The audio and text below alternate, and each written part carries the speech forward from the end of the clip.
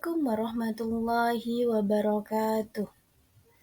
Kembali lagi bersama dengan Bu Heni. Hari ini kita akan belajar materi baru tentang ibadah dengan disiplin dan penuh harap kepada Allah Subhanahu wa taala serta peduli terhadap sesama melalui sholat gerhana, istisqa dan jenazah. Namun, sebelum kita mulai kegiatan pembelajaran hari ini, marilah terlebih dahulu kita berdoa. Semoga apa yang kita pelajari hari ini bermanfaat dan kita diberikan kelancaran serta kemudahan oleh Allah dalam belajar. Berdoa dimulai. Berdoa selesai. Tujuan pembelajaran kita pada pertemuan hari ini yang pertama adalah peserta didik mampu memahami internalisasi nilai-nilai dalam sholat gerhana, sholat istisqa, dan sholat jenazah sesuai dengan ketentuan syariat Islam. Yang kedua, peserta didik mampu menjelaskan pengertian sholat gerhana, sholat istisqa, dan sholat jenazah beserta ketentuan dan tata cara pelaksanaannya dengan benar. Sholat sunnah yang pertama yaitu sholat sunnah gerhana. Sholat gerhana yaitu sholat sunnah yang disarankan untuk dilakukan oleh umat Islam saat terjadi gerhana matahari atau gerhana bulan. Secara khusus, sholat yang dilakukan pada saat gerhana matahari disebut sholat kusuf. Sedangkan sholat yang dilaksanakan pada saat terjadi gerhana bulan disebut sholat khusuf. Dasar pelaksanaan sholat gerhana ini didasarkan pada hadis-hadis yang meriwayatkan bahwa Nabi Muhammad SAW dan para sahabatnya melaksanakan sholat gerhana saat terjadi gerhana matahari dan bulan. Di antaranya yaitu dari Abu Bakrah, ia berkata, kami sholat bersama Rasulullah SAW pada hari gerhana matahari. Hadis riwayat Bukhari. Juga dari Aisyah, ia berkata, terjadilah gerhana matahari pada masa Rasulullah SAW, maka beliau berdiri untuk sholat dan diberitahu bahwa gerhana telah terjadi. Maka beliau memperpanjang sholat, membaca panjang dalam sholat, berdiri panjang dan sujud panjang. Hadis riwayat Bukhari dan Muslim. Tata cara pelaksanaan sholat gerhana yang pertama adalah niat. Niat ini berbeda antara niat pada saat sholat gerhana bulan dan saat sholat gerhana matahari. Yang pertama, niat untuk sholat gerhana bulan. Jika kalian berperan sebagai imam, maka niatnya adalah usolli sunnatal khusufi rok'ataini imaman lillahi ta'ala.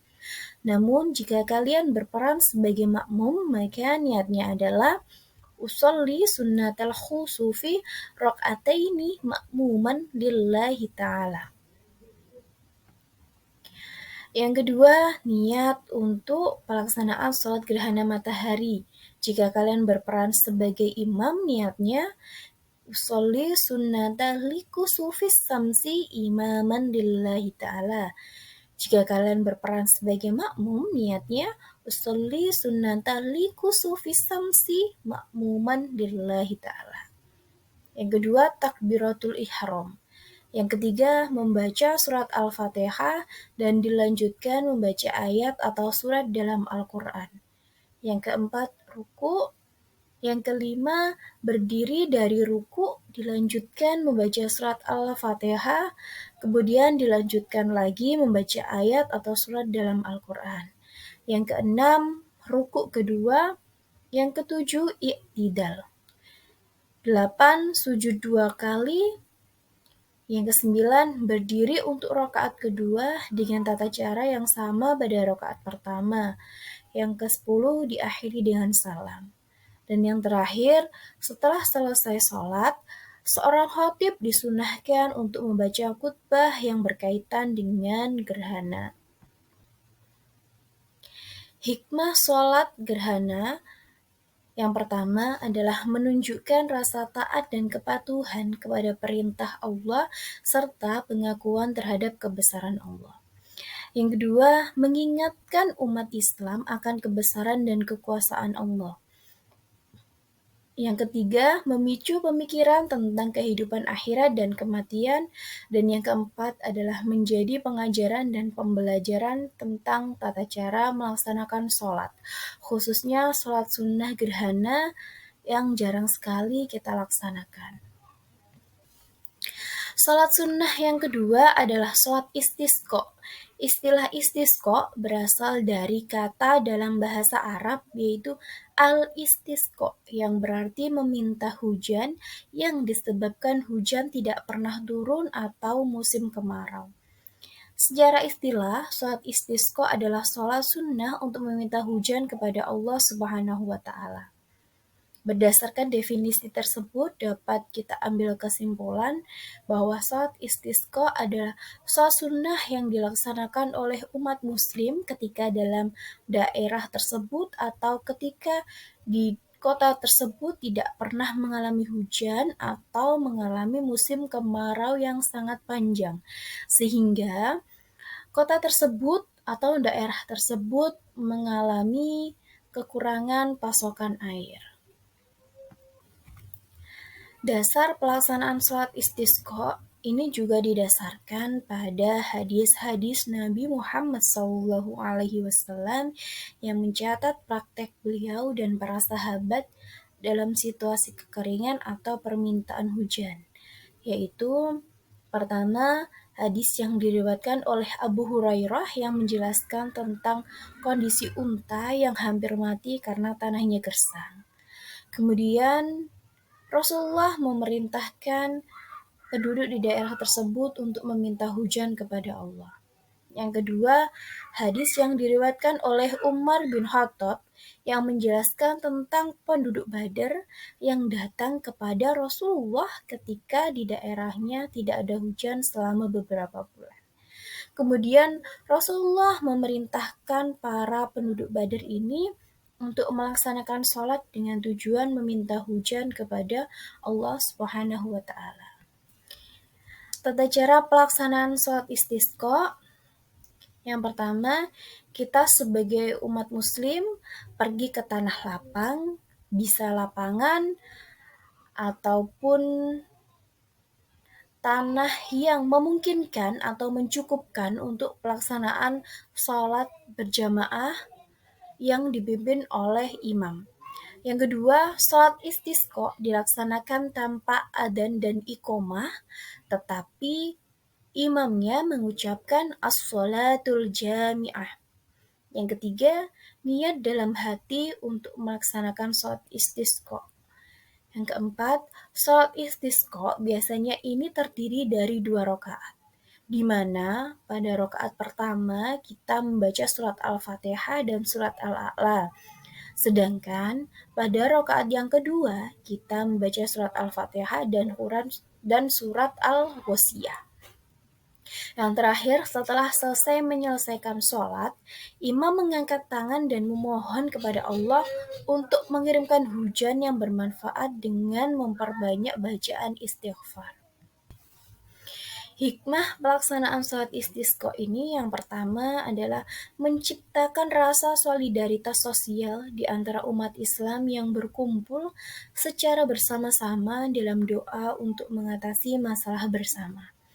Yang kedua, kesempatan bagi kita sebagai umat muslim untuk berkomunikasi dengan Allah, menyampaikan segala kebutuhan kita dan memohon ampunan atas dosa-dosa yang pernah kita lakukan. Yang ketiga, mengajarkan umat Islam untuk mengakui bahwa semua kekuasaan ada di tangan Allah dan bahwa manusia adalah makhluk yang rentan terhadap perubahan cuaca dan alam. Salat sunnah yang ketiga adalah salat jenazah. Salat jenazah adalah salat khusus dalam Islam yang dilakukan sebagai doa dan penghormatan terhadap jenazah atau mayat seorang muslim yang telah meninggal dunia. Hukum pelaksanaan sholat jenazah adalah fardu kifayah, artinya wajib dilaksanakan. Tetapi, apabila sudah ada yang melaksanakannya, yang lain terbebas dari kewajiban itu. Namun, jika tidak ada satupun yang melaksanakan kewajiban itu, maka semua umat Islam menjadi berdosa. Dasar pelaksanaan sholat jenazah ini didasarkan pada Quran Surat Al-Baqarah ayat 286 yang berbunyi, A'udzu billahi minasyaitonir rajim.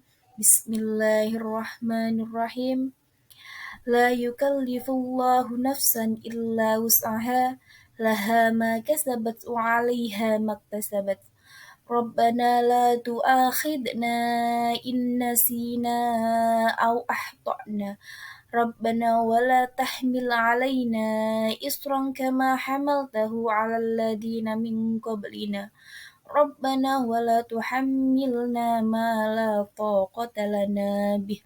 Wa'fu 'anna waghfir lana warhamna anta maulana fansurna 'alal qaumil kafirin. Shadaqallahul 'adzim. Pada ayat tersebut dijelaskan bahwa kita sebagai umat muslim wajib untuk memberikan dan memohonkan ampun dan rahmat Allah bagi orang-orang yang telah meninggal. Tata cara sholat jenazah yang pertama adalah niat dalam hati. Jika jenazahnya perempuan, maka niatnya adalah Usolli ala hadhil maitati arba'a takbiratin fardu kifayatin imaman lillahi ta'ala. Jika kalian berperan sebagai imam. Usolli ala hadhil maitati arba'a takbiratin fardu kifayatin ma'muman lillahi ta'ala. Jika kalian berperan sebagai makmum.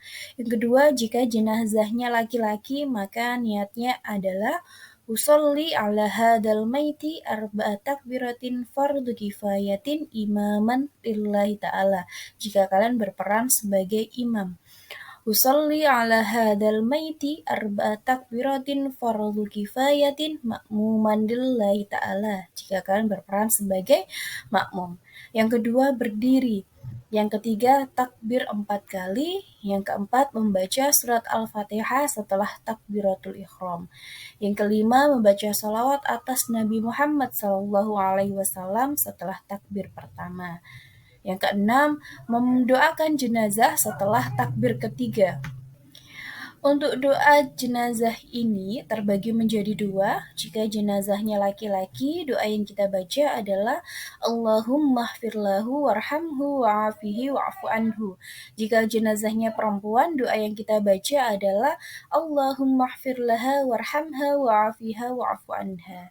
Yang ketujuh, membaca doa setelah takbir keempat. Jika jenazahnya laki-laki, doa yang kita baca adalah Allahumma la tahrimna ajrahu wa la taftinna ba'dahu waghfir lana wa lahu.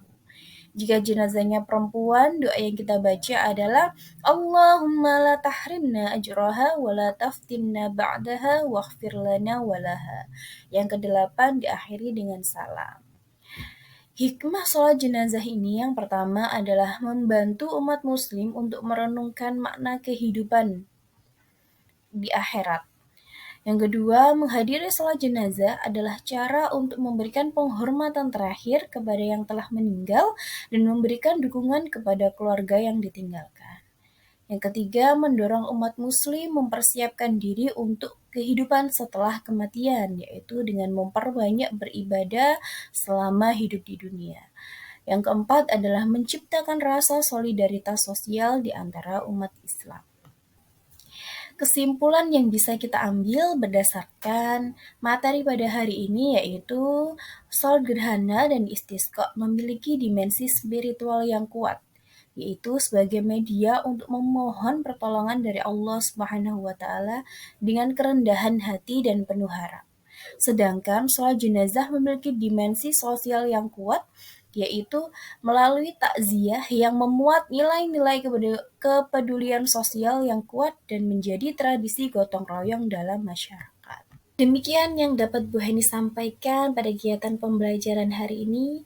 Semoga apa yang Bu Heni sampaikan bermanfaat. kurang lebihnya Bu Heni mohon maaf. Akhir kata, Assalamualaikum warahmatullahi wabarakatuh.